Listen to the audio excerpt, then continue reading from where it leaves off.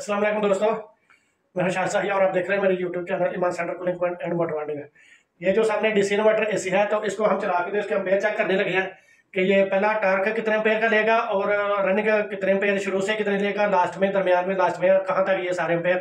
इसकी हम ट्राइयाँ भी करेंगे, इसका टेम्परेचर भी ऊपर नीचे करके इसको चेक करेंगे। तो अभी रिमोट्स के ऊपर ये 26 के ऊपर है ये इसका टेम्परेचर सेट। तो एसी को मैंने ऑन कर दिया। तो अब देखते हैं कि ये कितने एम्पेयर तक ये चलता है जाता है। तो ये हमारा एम्पेयर मीटर है। तो अभी इसके ऊपर थोड़े से शुरू हो गए हैं एम्पेयर। तो ये तकरीबन 1.5 एम्पेयर से शुरू हुआ, तो अभी 2 एम्पेयर तक चला गया, 2.2, 2.3, 4। तो हम देखेंगे कि लास्ट ये कहाँ तक जाता है। 2.6, 7, 8, 3। तो ये थोड़ी देर हम इसका ऐसे ही एम्पेयर मीटर के ऊपर रखेंगे अपने कैमरे को, और टेम्परेचर जो है वो मेरे रिमोट से 26 के ऊपर है। तो इसको यहाँ पे रहने देते हैं। तो यहाँ तक जाके एम्पेयर मीटर यानी एम्पेयर रुकेंगे तो दोबारा फिर मैं टेम्परेचर जो है उसको डाउन और डाउन करूँगा ताकि वो और ज़्यादा चले। तो जितना उसने ज़्यादा चलना है वो उतना वो ज़्यादा चले। तो अभी ये 6.2 के ऊपर जाके रुका है। तो देखते हैं और ऊपर जाता है या नहीं जाता। तो ये 1.5 टन का ऐसी है, तो 6.1 या 2 के ऊपर जाके ये रुका है।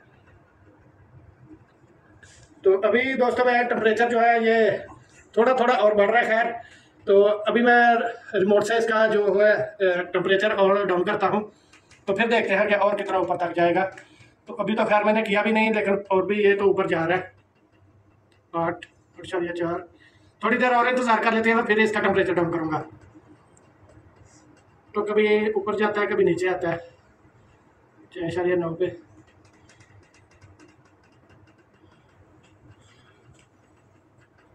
ये कुछ बीच में कभी 9 या कुछ, कभी इसने झटका लगाया, तो कभी ऊपर कभी नीचे। खैर मैं ये भी देखूंगा इसमें कोई फॉल्ट तो नहीं। तो खैर काम तो ये सही करता है। तो चलिए मैं आप इसका टेम्परेचर डाउन करके देखता हूँ। तो ये मैं अपने रिमोट से इसका 18 के ऊपर कर दिया मैंने। तो अब एम्पेयर मीटर के ऊपर ही फिर देखेंगे, यहाँ पे अपना फोकस रखेंगे कि एम्पेयर ऊपर कितने तक जाते हैं।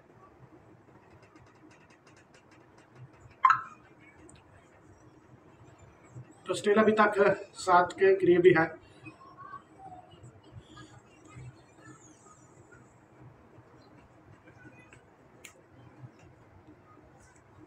सात 7.3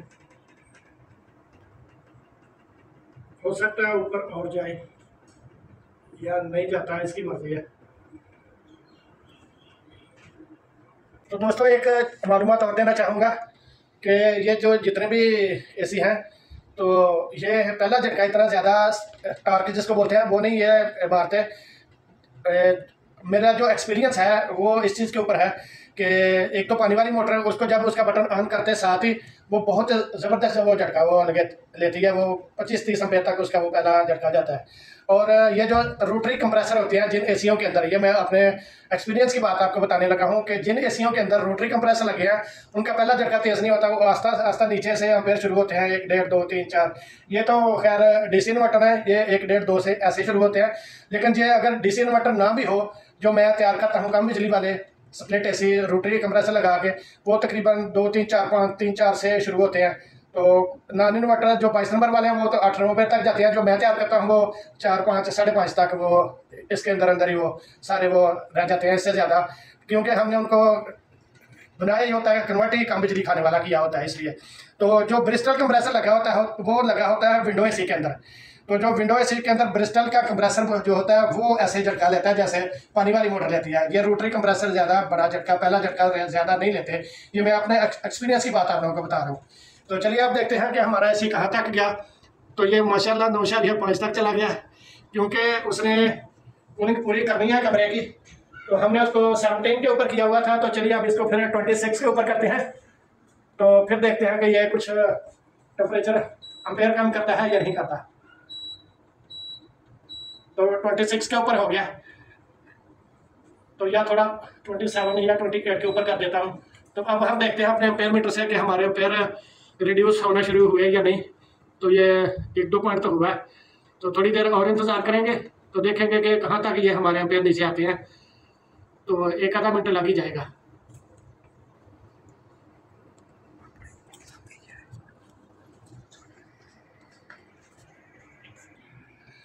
तो फ्रेंड्स लास्ट हमने एसी को 28 के ऊपर किया हुआ है। तो अभी ये हमारा अम्पेयर मीटर जो है इसके ऊपर हमारे 8.5 अम्पेयर अभी भी चल रहे हैं, 8.45। तो जब तक ये रूम का टेम्परेचर कम नहीं होगा, जब तक रूम का टेम्परेचर नहीं कम होगा तब तक ये इससे ज़्यादा और अम्पेयर डाउन भी नहीं करेगा। तो ऐसा है कि बस ये डीसी इन्वर्टर जो है ये क्योंकि इनके एम्पेयर जो है वो रूम के टेम्परेचर के हिसाब से चलने होते हैं, तो अभी उसका सेंसर जो सेंस कर रहा है कि अभी कमरे, तो जब तक उसने सेंस नहीं करना, सेंसर ने कि कमरा ठंडा हो गया, तब तक बाहर वाली मशीन जो है उसने अपनी कंप्रेसर ने अपनी स्पीड स्लो नहीं करनी। जब तक वो स्लो नहीं होगा तब तक वो एम्पेयर भी नीचे डाउन नहीं आएंगे। तो इन्वर्टर भी जब कमरा ठंडा करने के लिए एक दफ़ा तो बिजली ज़्यादा खाता है, लेकिन जब रूम ठंडा हो जाए तब वो अपनी स्पीड स्लो करता है। तो ये इसकी टेक्नोलॉजी होती है। जो नॉन इन्वर्टर होता है उसने एक ही स्पीड के ऊपर चलना है जिसके जितने उसके एम्पेयर हैं। तो जब कमरा ठंडा हो जाए तो उसका बाहर वो कंप्रेसर ट्रिप हो जाता है, रुक जाता है, बंद हो जाता है। तो जब कमरा फिर थोड़ा गर्म हो तो फिर वो यानी वो चलना स्टार्ट हो जाता है। तो इस तरीके से उसने ट्रिप होना होता है, लेकिन इन्वर्टर के कंप्रेसर ने ट्रिप नहीं होना होता है, इसने अपनी स्पीड स्लो करनी होती है। या बहुत ज़्यादा कमरा ठंडा हो जाए तो फिर भी ये ट्रिप हो जाता है। इन्वर्टर का भी ट्रिप होता है, लेकिन उस टाइम होता है जब फुल कमरा ठंडा हो जाए। तो फुल कमरा ठंडा तो गर्मियों में नसीब से ही होता है। तो ओके दोस्तों, ये वीडियो यहाँ तक ही रहेगी। अपना बहुत सारा ख्याल रखिएगा। अल्लाह हाफिज़।